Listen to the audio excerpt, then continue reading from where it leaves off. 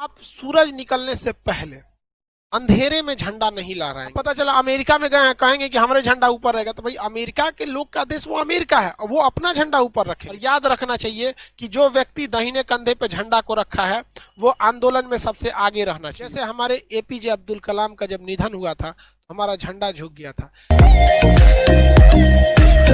देश की आजादी का प्रस्ताव जैसे ही 22 जुलाई 1947 को संसद में गया था ब्रिटेन में, जब वो मोहर लग गया कि भारत आजाद हो जाएगा, तो 22 जुलाई 1947 को ही भारत के तिरंगा को क्या कर दिया गया, अप्रूवल दे दिया गया। भारतीय तिरंगा को हमारी संविधान सभा ने सबसे पहले ही दे दिया गया। यहाँ पे कब मिल गया भैया, 22 जुलाई 1947 को हमारे तिरंगा को क्या मिल गया भैया, अनुमति मिल गई थी।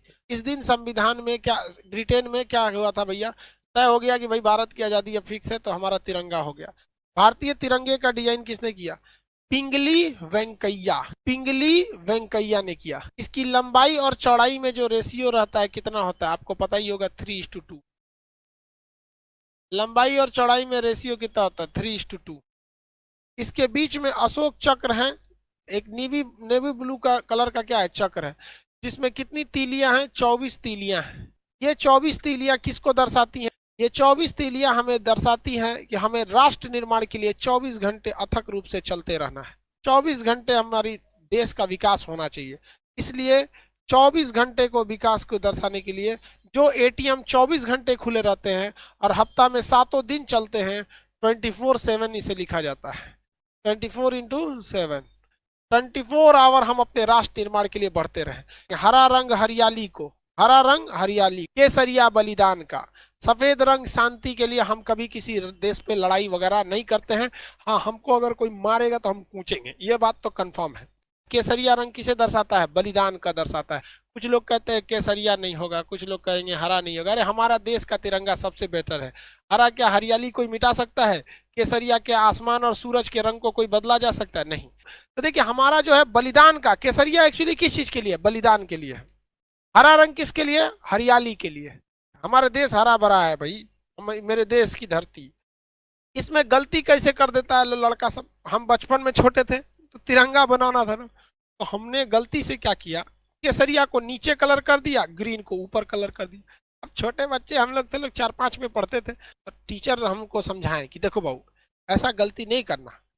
हम कहे कि सर हमारे दिमाग से उतर जाता है कि केसरिया ऊपर रहेगा, ग्रीन। तो हमको बड़ा प्यार से समझाए, देखो बाबू हरियाली जो होती है वो कभी ऊपर हरियाली थोड़ी होती है आसमान में। हरियाली जब भी आएगी तो नीचे रहती है, जमीन पे हरियाली रहती है। हाँ सर, इसका मतलब हरा नीचे रहेगा। और सूरज का रंग केसरिया होता है, वो कहाँ जमीन पर रहेगा, नहीं तो ऊपर रहेगा। तो छोटे बच्चों को ऐसे ही समझाया जाता था, हमने गलती कर दिया था।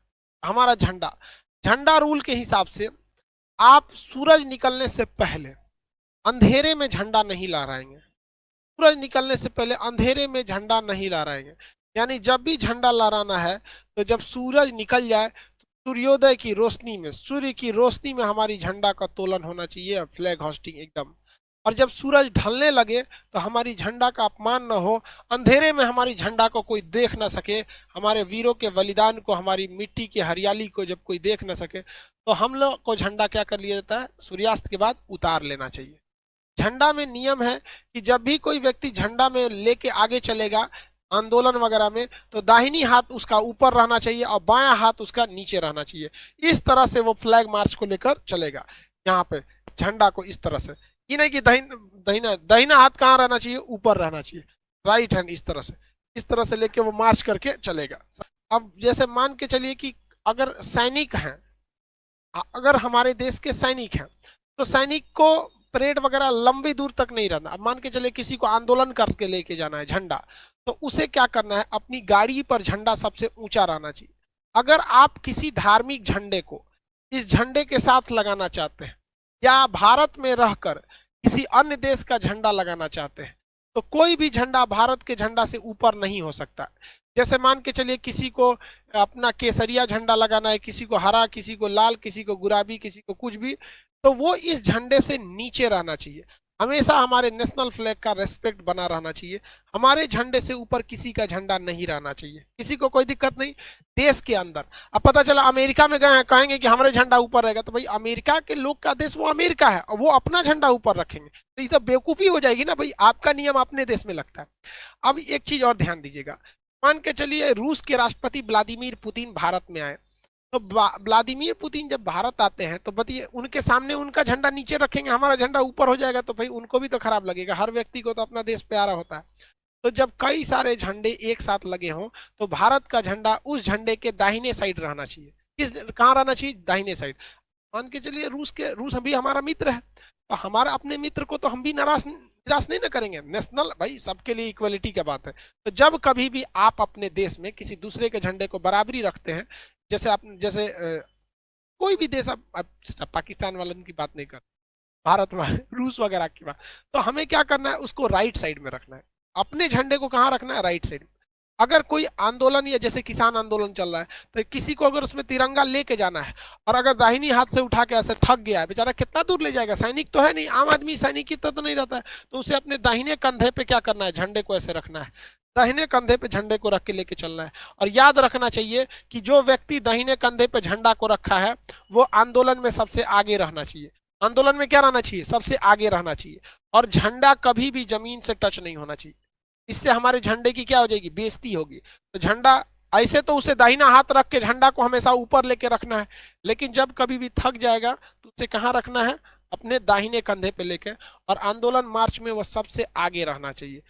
ये इस नहीं तो इस तरह से बहुत ज्यादा झंडे का अपमान एकदम सरासर गलत है। अरे भाई जो देश प्रेम नहीं कर सका उसको खुद को सुसाइड करके मर जाना चाहिए। क्योंकि यार एक जानवर को भी अपने खूंटा से बहुत प्रेम होता है, जहां उसे बांधा जाता है ना उसे वो बहुत प्रेम करता है, वहां उसे गंदा नहीं करता है। और कैसे लोग हमारे देश को लोग उल्टा सीधा बोल देते हैं। हम अपने झंडे का देखिए, एक जाने अनजाने में कभी हो गया, जैसे कभी हम 26 जनवरी को आप देखेंगे सड़क पे कभी कोई तिरंगा गिर गया है, तो कोई जानबूझ के नहीं फेंका होगा, जाने अनजाने में उसे गिर गया होगा, तो आप कम से कम उसे उठा लीजिए।